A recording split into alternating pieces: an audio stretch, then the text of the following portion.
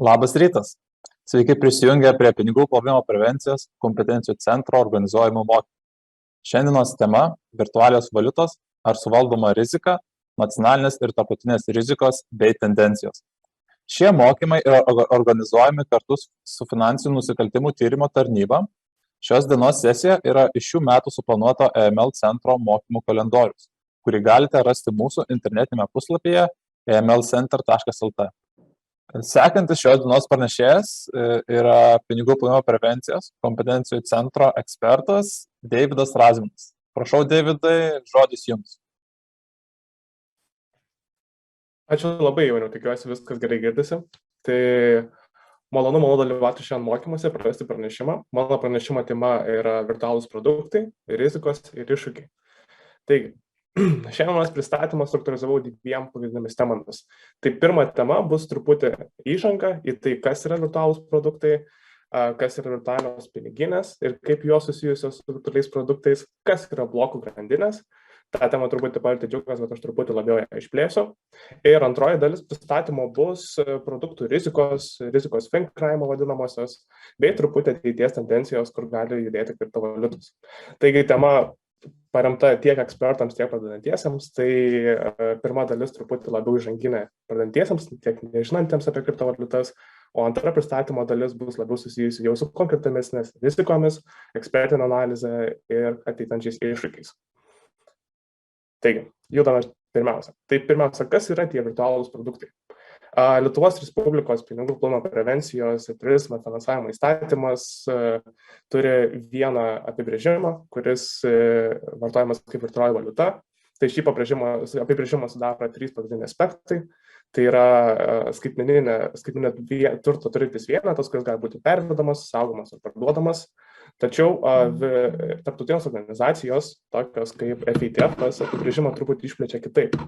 Jis apibrėžia šias virtualias valiutas kaip virtualų turtą. Tai yra žymiai platesnis apibrėžimas, kuris apima tiek prekiaujamą, tiek pervedamą, tiek panaudojimą mokėjimo tikslais, tiek panaudojimą investiciniais tikslais. Tai yra pakankamai platus apibrėžimas, kuris tikrai ateis pas mus irgi Lietuvą į įstatyminę bazę. Jis truputį skiriasi nuo virtualiosios valiutos, nes apima tiek virtualų turtą. Kas įdomu tarp apibrėžimų, tai kad tarptautiniai standartai fokusuojasi labiau į funkcinį apibrėžimą, o ne tikslinį apibrėžimą, kad būtų kaip definicija. Tai yra žymiai svarbiau yra apibrėžti funkciją, kurią virtualusis turtas gali užimti arba virtualioji valiuta, negu tiesiog apibrėžti, kas yra virtualioji valiuta. Tai reiškia, kad vienu metu skirtingos virtualios valiutos gali atlikti tą pačią funkciją. Tarkim, jeigu turi investicinę valiutą, jinai gali būti naudojama ir atsiskaitimams, ir pervedimams, ir investiciniams tikslams. Todėl tai žymiai apsunkina reguliaciją, bet taip pat ir kelia naujų įdomių iššūkių teisėsaugoms ir virtualių produktų generavimo sistemoms. Taigi, dėl to virtualios valiutos funkcijų ir turto apibrėžimas yra truputį kitoks ir jis yra įdomesnis, tai yra paremtas funkciniu standartu. Taigi, kas yra virtualiosios piniginės ir kodėl jos yra svarbios? Tai visų pirma, norint pasiekti virtualų turtą, reikia turėti virtualią piniginę. Virtualiosios piniginės galima žiūrėti kaip į raktą būtent į kripto pasaulį mūsų visą. Tai juose dažniausiai laikomas kriptovaliutos, gali būti įvairios, laikomi kiti kriptoproduktai ir naudojant tam tikrą šifruotę, kuri yra panaudota būtent hashinimo tikslais. Tai yra specifinė kripto šifruotė, kuri panaudota kriptografiją ir jos yra pakankamai saugios ir dažniausiai jų negalima pavogti ar nuhakinti, ar kaip sakoma, kitaip nusikaltėliai, kurie kibernetinės atakas naudoja. Taigi, kas sudaro virtualią piniginę? Virtualią piniginę sudaro trys pagrindiniai aspektai, tai yra trys kodai. Tai pirma yra privatus raktas. Taigi šio rakto niekada nereiktų dalintis, jisai yra kaip jūsų slaptažodis, niekam jo nesakyti, nenaudoti, niekam neperduoti, laiko laikyti pas save. Dažniausiai dabartinės piniginės, net jūs nepamatysite savo privataus rakto, jisai yra tiesiog integruotas į skaitmeninę sistemą. Antras standartas yra viešas raktas, iš ko sudaro kriptopiniginės. Tai yra atskira sistema, kurią jau galite dalintis, tai yra kodas. Šio kodu galima surasti virtualiasias piniginės, turint šitą kodą galima ir atlikti jas mokėjimus. Ir trečias pagrindinis kodas tai yra piniginės adresas, dažniausiai šitas sutinkantis kaip sąskaitos numeris, tai labai panašu į banko sąskaitą. Tai taip pat pasidalinę šiuo adresu galėsite surasti piniginę online, galėsite daryti ją mokėjimus, tarkim, jeigu jūs turite kažkokį draugą, žmogų, kurį norite būtent perduoti kažkokią kriptoturtą, tai suteikite jam arba paprašykite piniginės adreso ir šiuo adresu galėsite pervedti pinigus. O dabar norėčiau paprašyti savo kolegę Sonatos, jinai pasidalins kripto vieną nuorodą, tai yra bitadres.org. Jame galėsite pasižiūrėti ir kiekvienas dalyvaujantis mokymuose galėsite susikurti savo kriptualią piniginę, tiesiog atsidaryti šią nuorodą ir judant pelytę. Tai yra labai įdomus procesas, nes yra daugybė skirtingų būdų ir piniginių, kaip jas susikurti.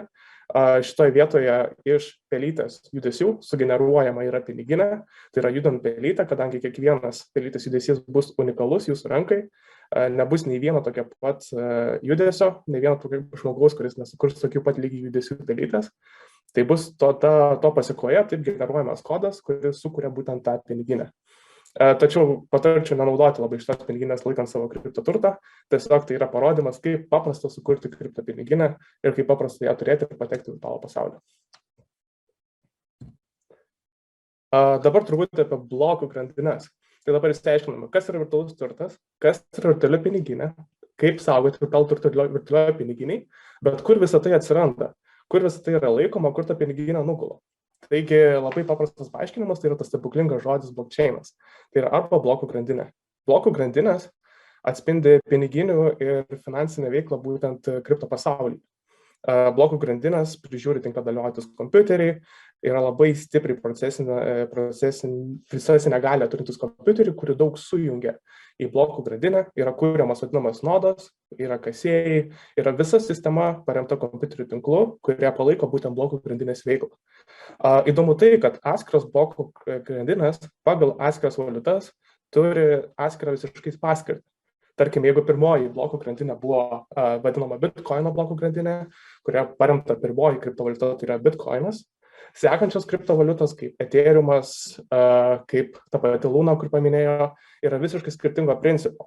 Tai yra, kas įdomu, Ethereumo grandinėje, tai jame galima pamatyti, kaip vyksta ir egzistuoja virtualūs kontraktai. Tai yra Ethereumo grandinė paremta visiškai virtualių kontraktų principų. Tai yra sudaromas skirtingos sutartys tarp skirtingų kriptopiniginių, tarp skirtingų žmonių, kurie kontroliuoja tas kriptopinigines. Tai įgalina žymiai platesnę auditoriją, žymiai platesnę galimybę, kaip panaudoti šią technologiją. Tai reiškia, kad naudojantis Ethereumu Ethereumo valiutą arba Etherių galima ir pirkti žemę, ir pirkti kažkokį turtą, ir sudaryti, tarkim, NFTs pirkimus, taip vadinamas sutartis, pirkti dainas kompiuterinės, kai skaitmeniniu formatu praktiškai visą paremtą turtą galima dalintis blokų grandinėje, būtent paremtų smart kontraktų principų. Taigi tai suteikia ir naujų rizikų, tačiau tai labai stipriai išplečia technologinę funkciją ir galimybės būtent šios technologijos. Taigi, dabar žinome, kas yra virtualus turtas, žinome, kas yra virtuali piniginė ir žinome, kur jinai laikoma, tai yra blokų grandinėje. Žinome visus šios produktus dabar kaip finansų įstaigom arba VASPams arba kitiems privatiniams subjektams galima būtų valdyti šitas rizikas. Tai pakankamai paprasta rizikų valdymo procedūra. Tikriausiai dauguma, kas dirba finansų institucijose, yra pažįstami su šios struktūra. Tai čia yra tiesiog pirminė ir labai stipriai nėra detalizuota jinai, tačiau tai yra pagrindas, kaip atrodo rizikų valdymas, kaip turėtų atrodyti rizikų valdymas kripto įmonės. Tai yra, pirmiausia, yra prigimtinės rizikos, tada iš jų atimamos yra kontrolės priemonių efektyvumas ir tada gaunamas yra likutinė rizika. Ir likutinė rizika dažniausiai būna apibrėžta rizikos apetito, kokie jinai gali būti išliekama ir dažniausiai tai vis tiek nebus visą laiką 100% rizikos valdymas, dažniausiai kažkiek rizikos vis tiek lieka ir rizikos apetitas apibrėžia, kiek gali įmonė likti tos rizikos. O kalbant apie prigimtinės rizikas, tai šiandien truputį pakalbėsiu apie blokų grandinės atskiras rizikas, bei labiausiai akcentuosiu virtualiųjų produktų rizikas. Taip pat norėčiau paminėti, kad išlieka ir tradicinės pinigų plovimo prevencijos rizikos. Tačiau apie šias rizikas šiandien nekalbėsiu, dėl to, kad yra laiko ribojimai ir tai tikrai atskira dar viena plati tema labai. Taip pat, kas yra kontrolės priemonės, tai yra tiek daromas klientų tikrinimo procedūras, tiek operacijų veiklos stebėsena, tiek visa kontrolės procesas, tai yra compliance kontrolės procedūros, politikos ir visa kita, kas naudojama įmonėje. Tiek monitoringo sistemos, tiek on-chain, off-chain monitoringas vadinamas, kiek Džiugas truputį užsiminė pristatėme prieš tai. Taigi visas šitas procesas turėtų būti implementuotas kiekviename kripto įmonė, kad jos teisingai ir tikslingai valdytų savo rizikas. Taigi, dabar truputį apie prigimtinės virtualių valiutų rizikus. Rizikų valdymas šitoje vietoje, kaip paskaičiuota rizika, yra iš 3 pagrindinių aspektų.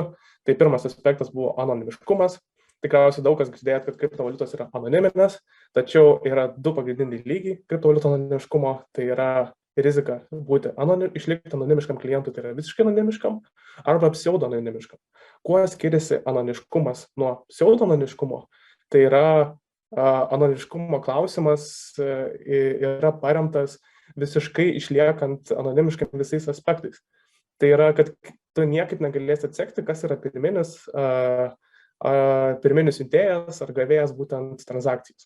O pseudo-anonimiškumas tai yra, kaip paremta kriptografija užkoduojami duomenys, tačiau jie gali būti atsekami ir tą informaciją galima atsekti ir būtent suprasti, kas kur siunčia, įsiaiškinant galutinius siuntėjus ir gavėjus.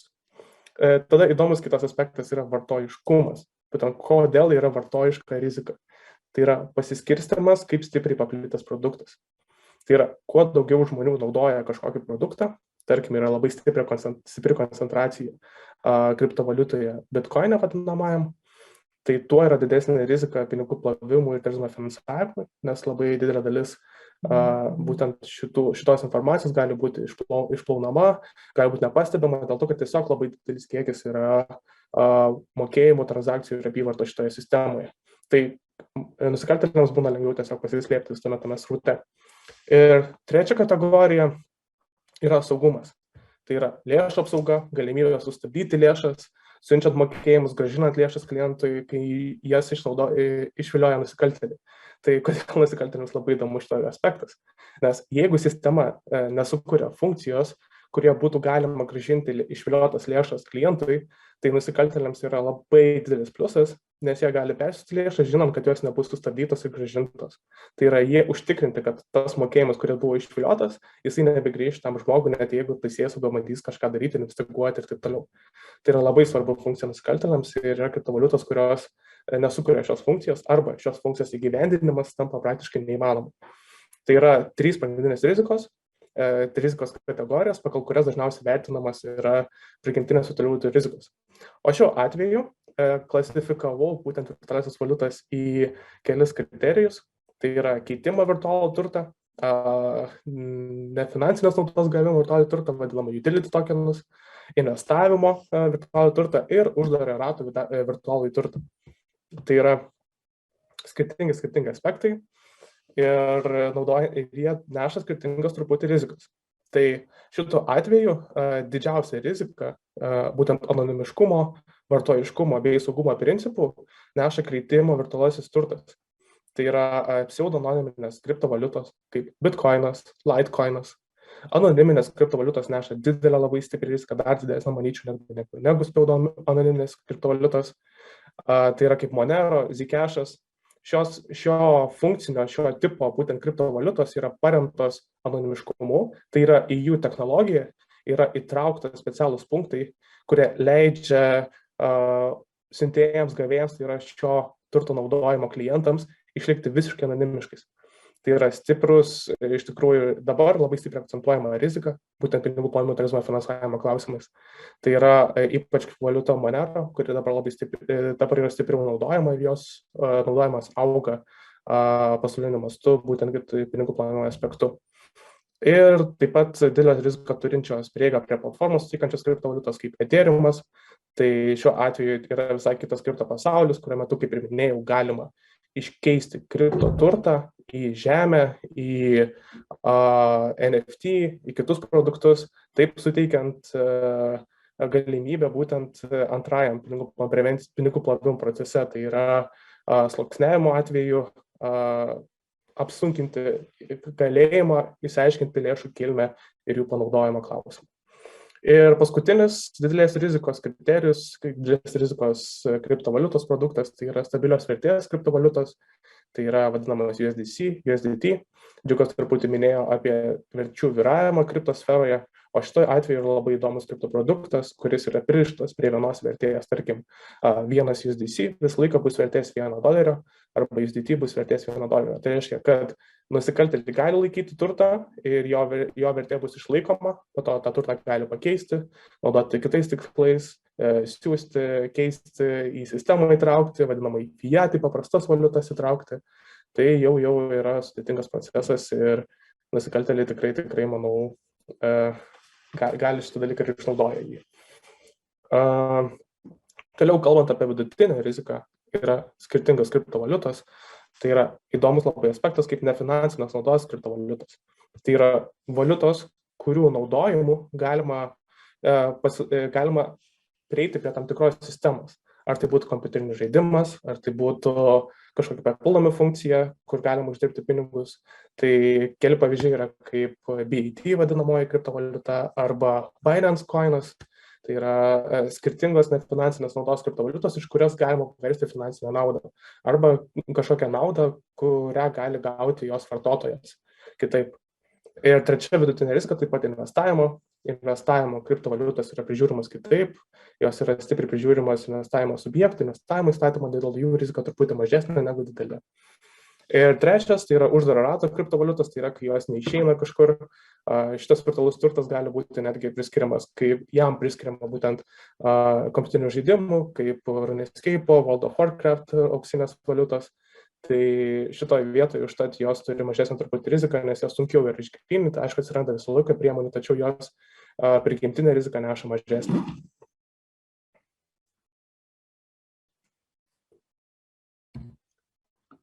Prigimtinės virtualiųjų produktų rizikos. Kalbant toliau apie šias rizikas, galima vertinti labai daug skirtingų dalykų. Tačiau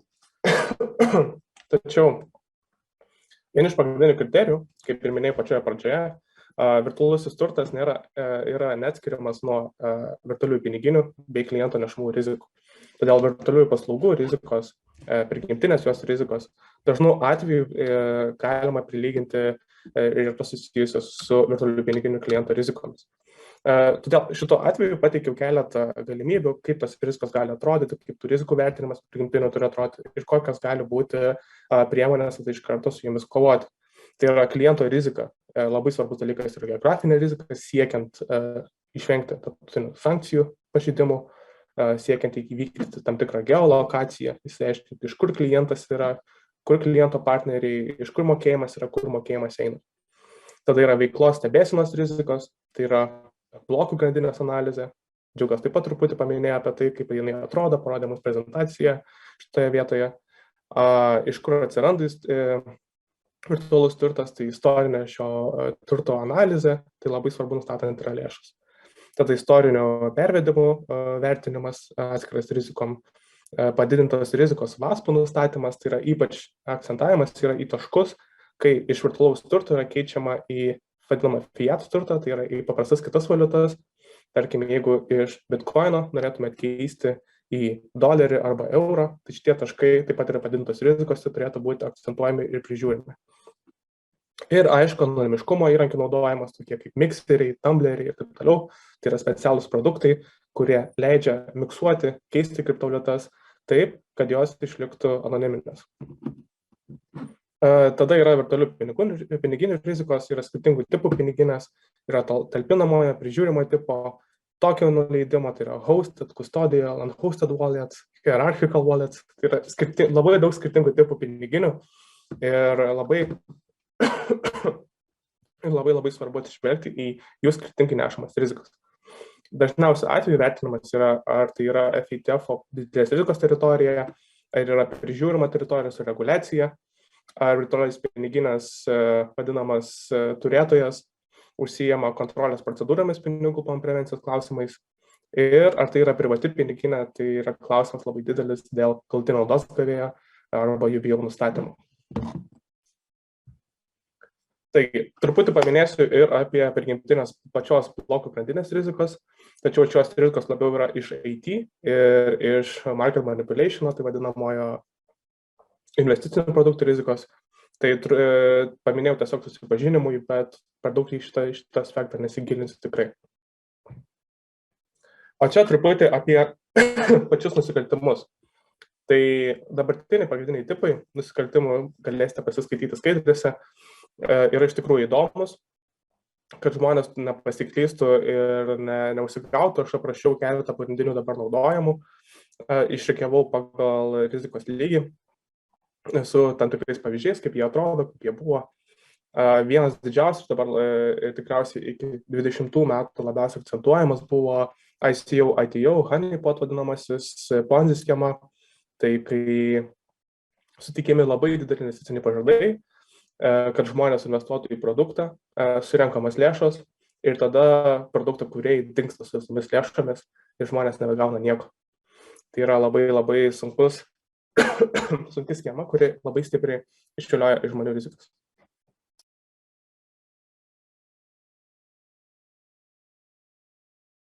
Kalbant toliau, šiandien aspektu matėme vieną iš įdomiausių naujausių tikriausiai pavyzdžių.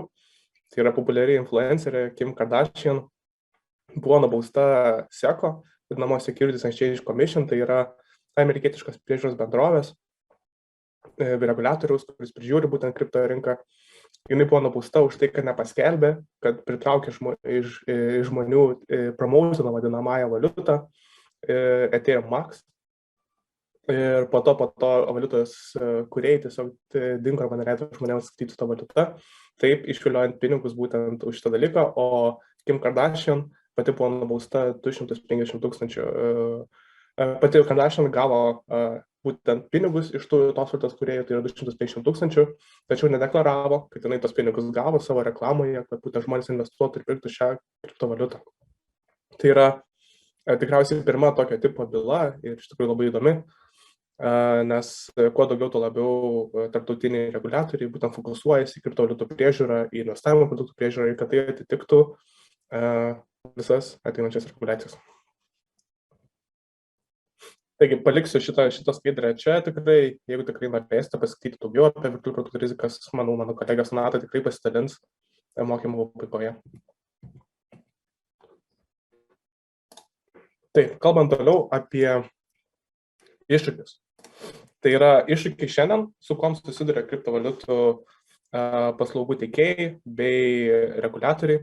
Tai yra stiprios rizikos susijusios su lėšų kilmės nustatymu, su KC travel rule įgyvendinimu, bei kovos su anonimiškumu ir kaip šitoje sferoje gali išlikti anonimiškais kiti šitos rinkos dalyviai bei nusikaltėliai.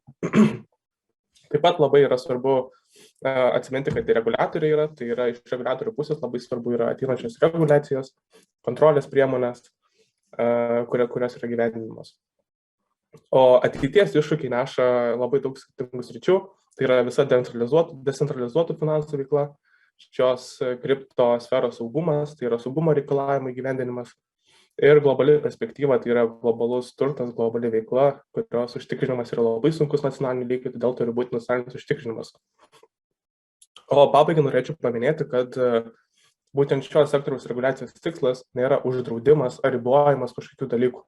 Tai yra labiau įgalinimas būtent visą virtualiųjų sektoriaus rinkai, suteikiant galimybę skleisti inovaciją, teikti inovaciją, sukuriant bendrą būtent reguliacinę sistemą, bendrą šios sistemos įgyvendinimą pasauliniu ir tarptautiniu mastu.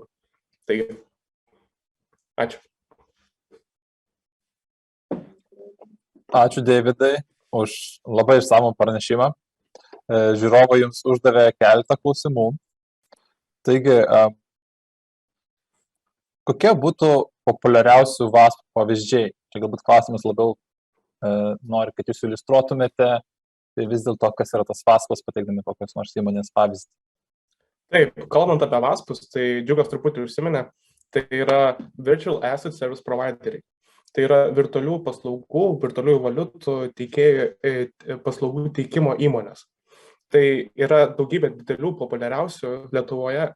Vienas didžiausių VASPų vykdo savo veiklą, tai yra Binance, jų vardas yra Bifinity Lietuvoje. yra Krakenas, vienas didžiausių paslaugų teikėjų tokių. Yra iš tikrųjų daugybė tokių pasaulinių didelių paslaugų teikėjų ir labai galima džiaugtis, kad Lietuvoje turime ne vieną, o kelis. Tai būtent, jeigu kalbant apie šiuos virtualių paslaugų teikėjus, tai keletas pavyzdžių - Binance, Krakenas. Ačiū už atsakymą. Kitas klausimas būtų, ar vis dėlto galima nustatyti galutinį gavėją pagal blockchain? Taip, tai kaip minėjau, yra labai daug skirtingų blockchain tipų, skirtingų valiutų. Finansų institucijos ir privaskai turėtų atskirai įsivertinti rizikas dirbant su jomis, bet įmanoma nustatyti galutinį naudos gavėją tikrai. Yra Blockchain Explorer, toksai įrankis, kuriuo metu galima pasitikrinti, ar adresai atitinka realybę, tai yra kur judėjo virtualiosios valiutos, kur nejudėjo, tačiau reikia prisiminti, kad tai yra pseudoniminis aspektas, tai yra neturint tam tikrų identifikacinių duomenų, tu negalėsi nustatyti, ar tai tas žmogus ar ne tas žmogus, tačiau turint tos duomenis, jeigu VASPas, vadinamasis, renka tos duomenis, tai tikrai galima nustatyti galutinį naudos gavėją šiuo atveju. Ačiū. Ir paskutinis klausimas būtų, kokią informaciją kokia informacija yra būtent slepiama privacy coinas? Tai labai panaši informacija susijusi tiek su siuntėjų gavėjų, tiek su mokėjimu. Tai yra ta pati informacija, kurią matome blockchain'e. Jeigu atsidarome Blockchain Explorer'į, galima matyti būtent valiutos identifikacinį numerį, kuris dažniausiai nuo 16 iki 24 simbolių sudaro pagal skirtingus šifravimus. Galima matyti, kada buvo siūsta, koks kiekis kriptovaliutos buvo siūsta ir galima matyti transakcijos identifikacinį numerį būtent šitą. Tai yra lygiai identiška informacija tame pačiame kriptovaliutos valiutos blockchain vadinamajam paprastam yra matoma, yra paslėpiama nematyti būtent tose privačiose privacy coins vadinamosiose. Ačiū, Deividai, už atsakymus. Dar kartą padėkosiu už pranešimą ir lauksime jūsų ateities mokymus. Ačiū labai. Paskutinis šios dienos pranešėjas bus svečias iš užsienio, todėl jo pranešimas vyks anglų kalba. Pristatau jums Chainalysis atstovą, Scottą Johnstoną. Scott, the floor is yours. Are you with us? Yes, good morning, everybody, or maybe good afternoon where you are. I am here. I would like to say I was listening avidly to all you said, but my Lithuanian isn't that good, so I apologize in advance. You have to bear with me. Hi, everybody. I've got a presentation. It's very high level to give an introduction to who we are and how we may be able to provide some assistance to yourselves as organizations and law enforcement agencies in the investigation of cryptocurrency. And hopefully what this presentation will do is lay the foundations for us to maybe come over and have a more in-depth, hands-on operational demonstration and to show you some kind of proactive workflows to help identify the illicit use of crypto within Lithuania. I'm just going to quickly share my screen.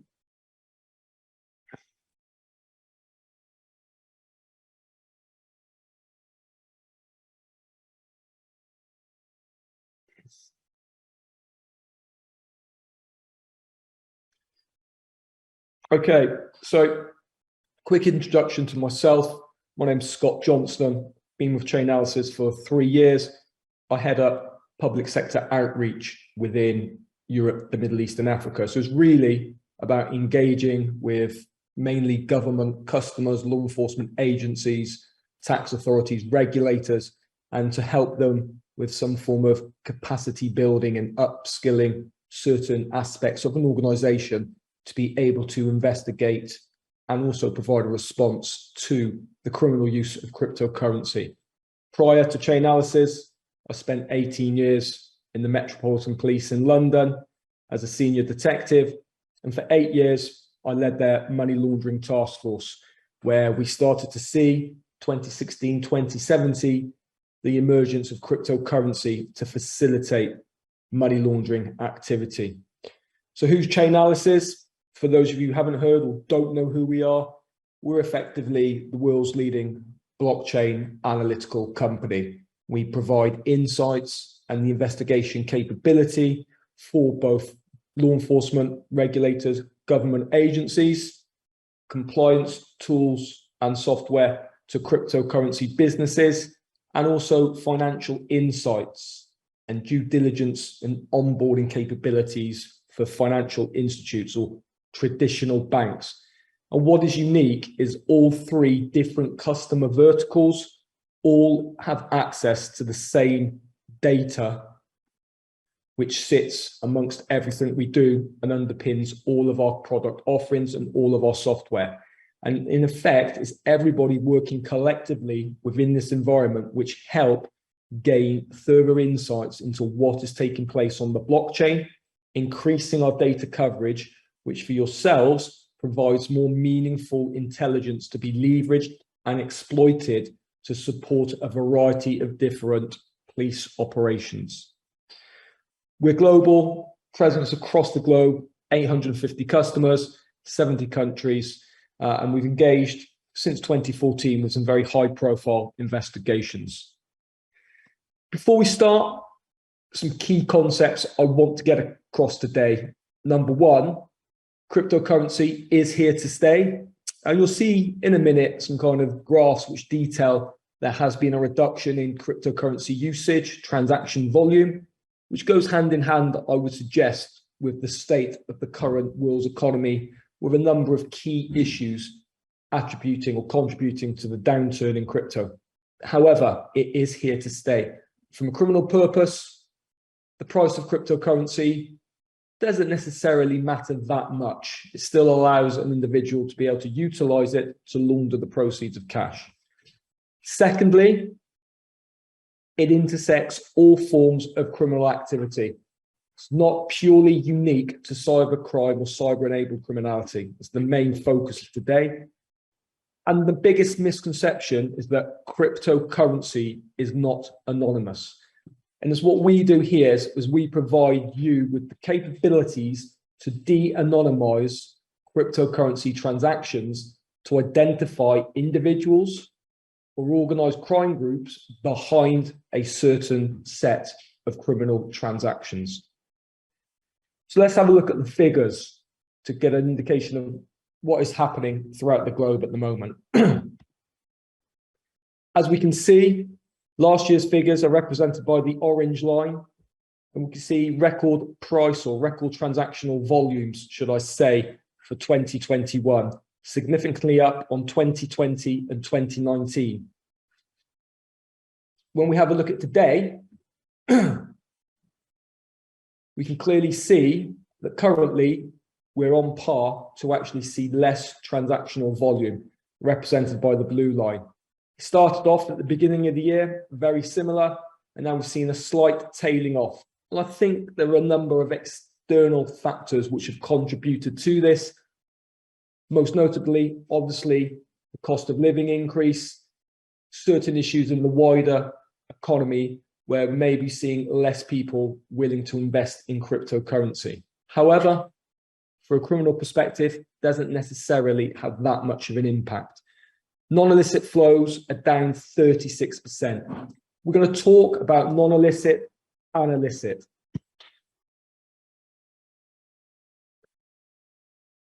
Next, we're looking at illicit activity. Illicit activity is where we can see clear exposure of cryptocurrency coming from 6 or 7 broad categories of activity taking place on the blockchain. Illicit activity is really anything by its very nature, if you were to have interaction with or exposure to, you are liable to be arrested and prosecuted. And we'll cover that shortly. So this year, we've seen a 36% reduction in non-illicit transactional volume. And then we see the illicit flows, however, are only down by 15%. And certainly up until the first 4 months of this year, or going into May, illicit activity was actually higher than last year, which is surprising. It's a bit of an anomaly in the figures where we compare that year on year. We now see it actually increasing, and then we've now seen a leveling off, and finally, when we're looking at July, a slight reduction. Now, I think the biggest reason for this was the significant closure or takedown of the Hydra darknet marketplace. so much activity can be attributed to that type of activity, I think that activity will be replicated in these figures.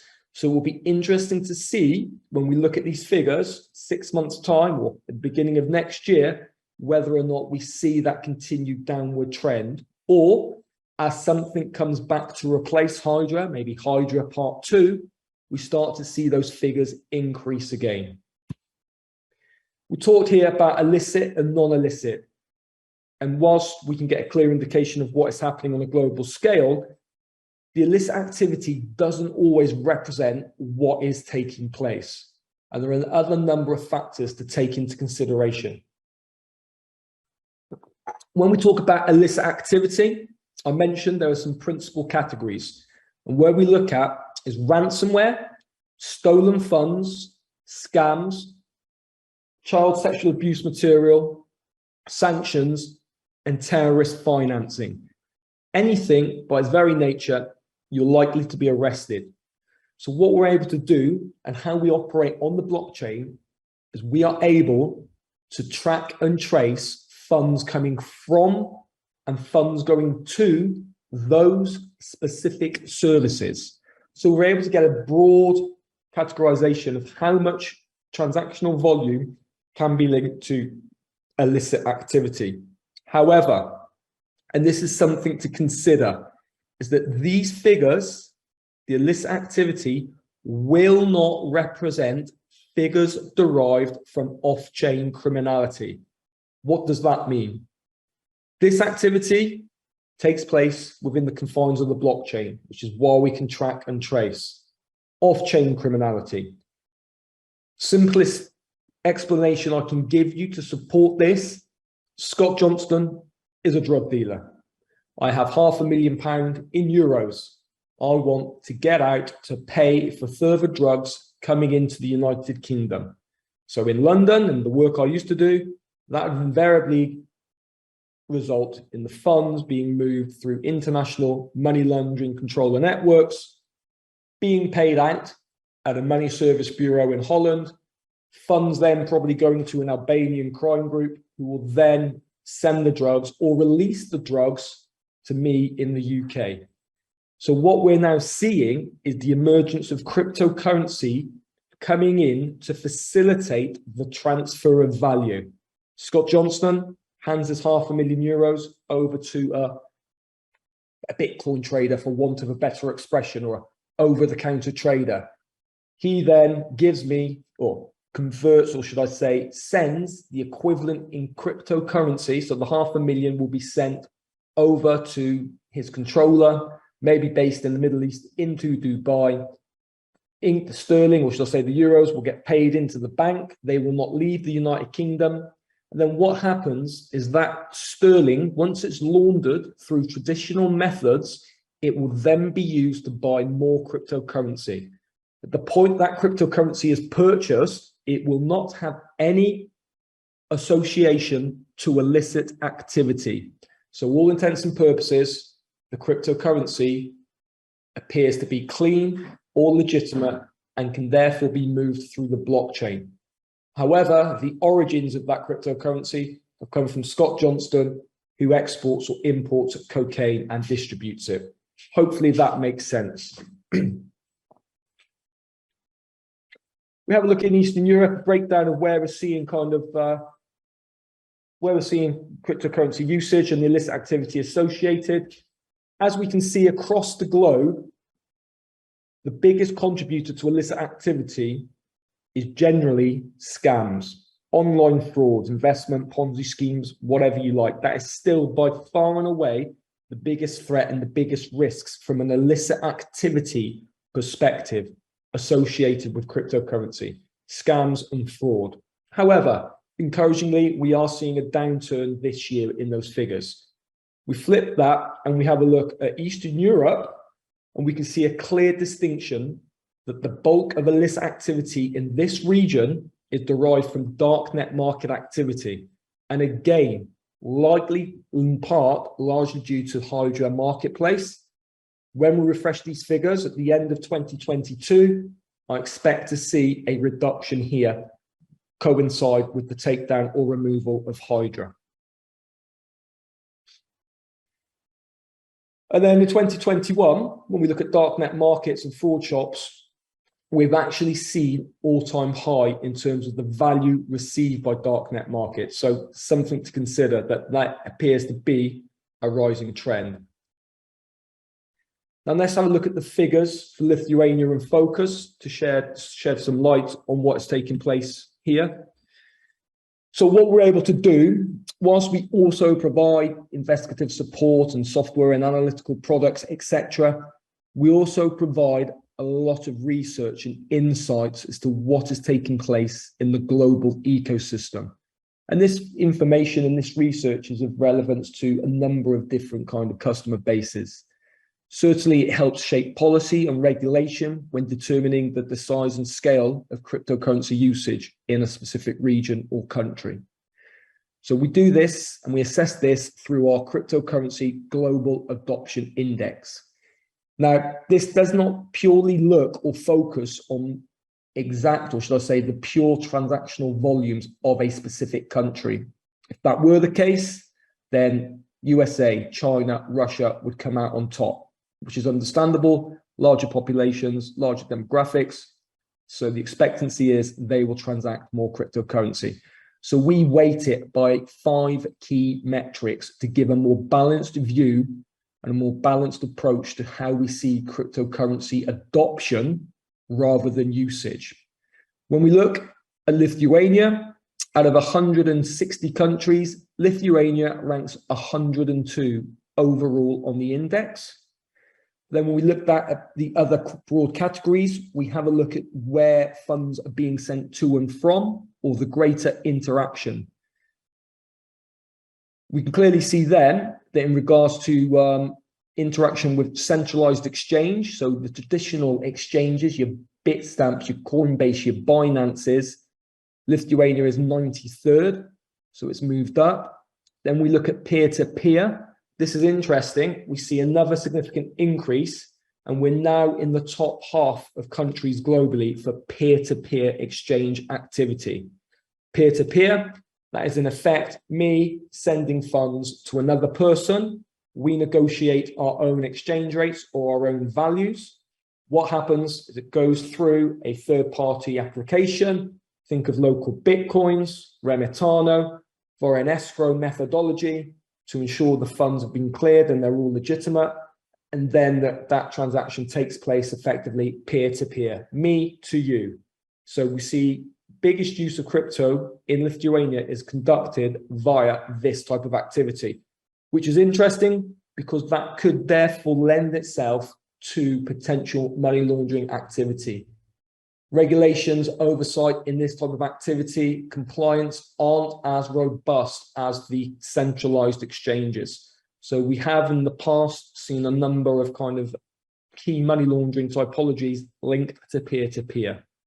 Then when we look at DeFi activity, so an emerging trend, an emerging threat perhaps, decentralized finance, again, Lithuania sits at number 92. So a closer look. When we look at the region, and we've classified Lithuania within the wider Western Europe here, Lithuania sits at 18th on the list. United Kingdom ahead of everybody else, which surprises me really. And then we see Lithuania here. Interesting to see above Estonia, above some major countries there who may be more established in their cryptocurrency maturity level. And we have a look at transactional volumes for Lithuania between September 21 and to now. It's around $14 billion of funds being received by individuals in Lithuania. And then going back to the earlier slide, the largest category of activity was through centralized exchanges, the traditional exchanges, and that was actually significantly higher than the kind of generic overview or the kind of Western Europe and then globally at 66%. So what that suggests to me is maybe Lithuania is still on a slight maturity curve behind some other countries, and most of the population are utilizing the centralized or traditional exchanges for the purposes of sending and receiving cryptocurrency. Then we look at the bad or the illicit activity, and we can see here a breakdown of the activity over the course of the last 12 months up until the end of August, should I say. And what is clear when we look at the color codes on this graph, the bulk of the funds here appear to be coming from stolen funds, represented by the slight green there. But also, interestingly, a lot go into sanctioned entities. Now, if I was to drill down into those figures, I'm sure, well, potentially a lot of that sanctioned entity is likely to be linked to Hydra Marketplace, which has now been denoted and designated as a sanctioned entity by OFAC. So that is why we may see a large proportion of sanctions entity there. It could be interaction with several darknet marketplaces operating out of Russia. But then we see the fastest growing crime category was actually stolen funds, a significant increase. So around 4 million or 3.5 million linked to stolen funds, and around 13 million sent to sanctioned entities. Then we add this all up collectively, it comes in at around 30 million directly linked to illicit activity. Again, don't always focus on the illicit activity. Go back to what I talked about previously. Let's have a look at potentially off-chain criminality to get a true indication of the size and scale of the problem. So what are the threats? We're probably all aware global adoption on the blockchain is growing. And this is at different rates within different regions, as you've seen how it changes across the world.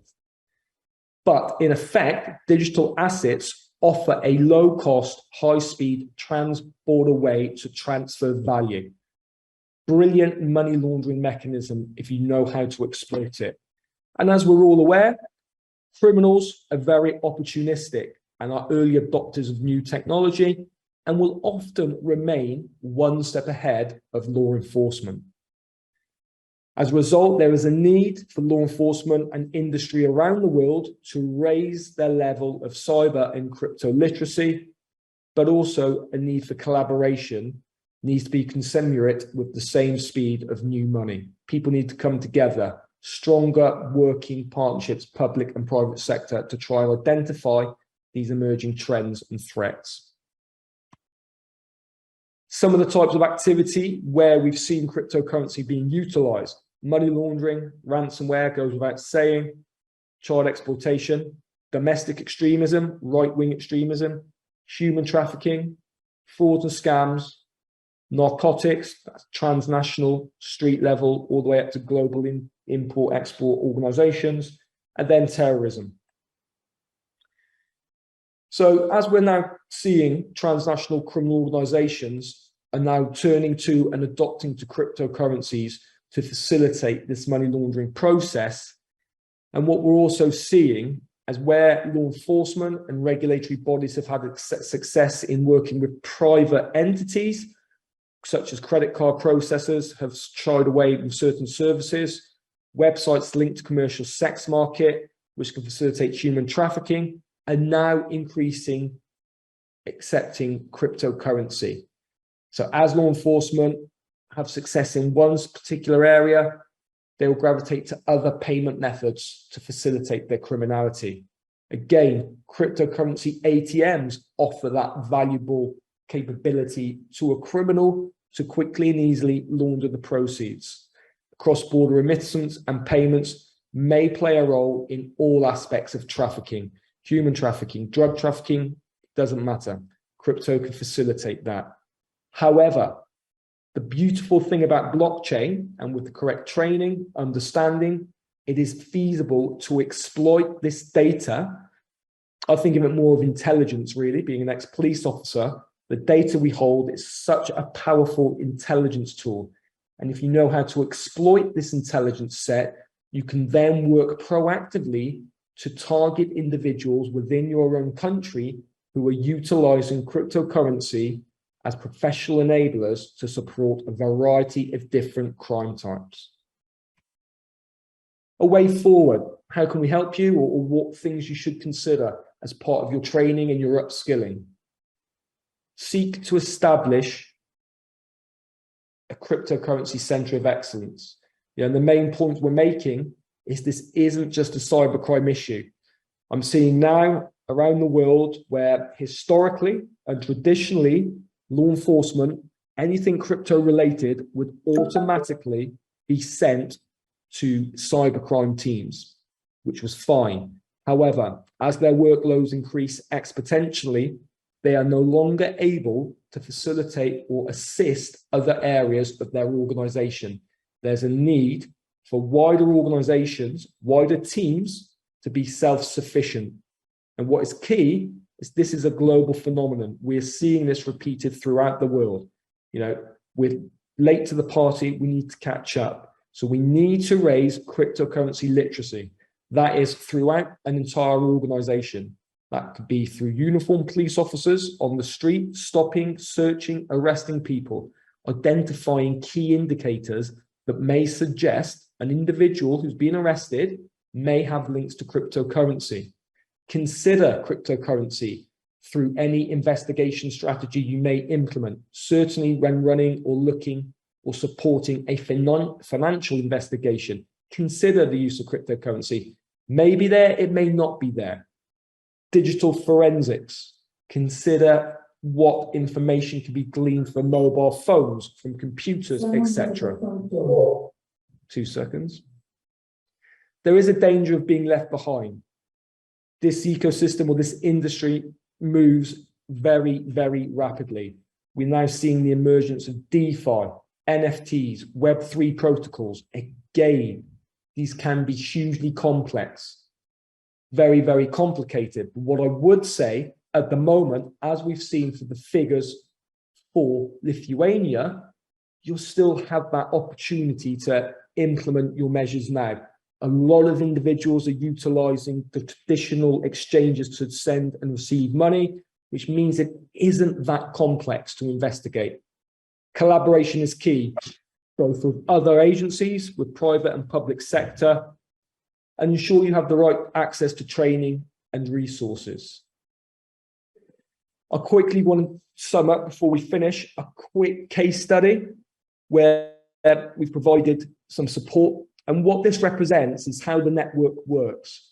And what we're seeing here is utilizing and exploiting blockchain data to identify a local to global problem. Starts off with a street level drug dealer being arrested, mobile phone downloaded, and a transaction identified. Only £1,500, not a huge amount.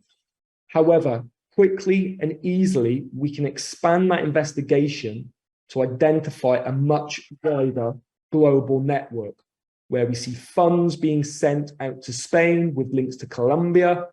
We identify a money laundering entity based in London, which then provides the opportunity to exploit other individuals sending and receiving funds from this point here. So from this one transaction, which maybe ordinarily could be ignored, we've arrested a subject with drugs, guns, and money. Why should I waste my time investigating this? This is the reason why, is ultimately from small acorns will grow big trees. You use this as the start point, and then we can upstream and identify the professional enablers who are operating within a specific country or region. To sum up, yes, we see the illicit activity showing a slight reduction. Remember, let's not be blinded or purely focus on true illicit activity. Give consideration to the exposure of cryptocurrency during any investigation strategy. Raise the awareness and grow the crypto literacy of all staff. There's a variety of different kind of ways we can do that. Think about emerging threats, things to consider. DeFi, Web3. I'm also seeing crypto being used more and more now in intellectual property crime, different use cases where before we had not considered.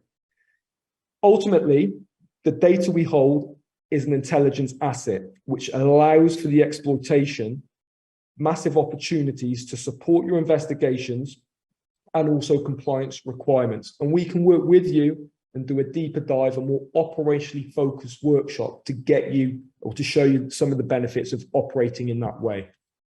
Thank you. Are there any questions? And I apologize for my dog. Thank you, Scott. That was an enlightening presentation. We have a couple of questions. First one is, do Lithuanian banks use Chainalysis, or is it only virtual asset service providers? So we have a variety of different customer bases. What I put up there are the three broad categories. Within there, we have insurance companies, we have traditional banks, we have the native cryptocurrency exchanges, we have all manner of government agencies, and then we have some more bespoke customers who come into us with unique use cases. It's, insurance company, insolvency practitioners, anywhere where cryptocurrency could form part of their day-to-day activity. We are now seeing a lot more traditional banks enter the fray. Thank you. I have another question. In your presentation, you've mentioned that most of the funds, illicit funds, come from scam or stolen funds. So how do you identify this data point? How do you establish that for sure these funds are from scam? Great question. So the way we work here at Chainalysis really quickly is a three-step process. One is a cluster. We cluster all those addresses which are out on the blockchain. We identify 100 addresses as belonging to the same entity. So we group them all together. The next stage is the attribution or identification. How or who controls those 100 addresses? And we do that through a variety of ways. Anything we label as a scam or as stolen funds must be 100% accurate, because we give that information to law enforcement. They could use that to potentially arrest someone. If we've misidentified or mislabeled something, it could result in the wrongful arrest. So it goes through a massively, very, very strong, robust quality assurance process. So everything is 100% labeled correctly. And we do that through direct interaction with entities on the blockchain. We will go transact with a fraud, with a scam. We will get information from the police. We will get information from exchanges. We then corroborate that through set workflows. Thank you for your answer. And lastly, do you have any practical tips on identifying illicit funds when the user is using large volume of transactions for trading, when he hides those illicit funds in his trading activities? Yeah, that's really interesting. So a lot of the work I will do, coming from my background in the police, is I will purposely target those high volume clusters or addresses on the blockchain, millions or a couple of million, and then I'll look at other kind of indicators which will help me make an assessment as to the validity or the legitimacy of that cryptocurrency. That's probably more for a deeper dive and a more intrusive overview of those workflows, of which we're more than happy to come over. There's a number of more sensitive capabilities we can exploit to maybe help understand how someone is behaving on the blockchain. So there is, from what I've talked about here, is very generalized. We can do some more bespoke or some more in-depth assessment to show you how you can actually derive that information or make that assessment that, this is potentially linked to illicit activity, where it isn't always clearly obvious. Thank you for your answers. That was the last question. I would like to thank you once again for participating in our training, and hopefully we'll see you again in our future events. I would love to. Thank you for your time today. And again, apologies for my dog. Thank you. No worries, Scott. Bye-bye. Aš norėčiau sugrįžti prie lietuvių kalbos ir užbaigti šios dienos mokymus. Paminėsiu, kad spalio 10 dieną kviečiame į nuotolinę panelinę diskusiją anglų kalba. Diskusijos tema Illicit Finance and Sanctions Implementation Challenges in Today's Context. Šią diskusiją Mill Centras organizuoja kartu su Royal United Services Institute ir Center for Financial Crime and Security Studies. Visą informaciją ir registraciją į diskusiją galite rasti mūsų interneto svetainėje amlcenter.lt. Taip pat artėjant diskusijos datai bus išsiųsta detali informacija apie renginį. Na ir norėčiau padėkoti visiems dalyvavusiems ir uždavusiems klausimus. Pasimatysime kitose mokymuose. Iki.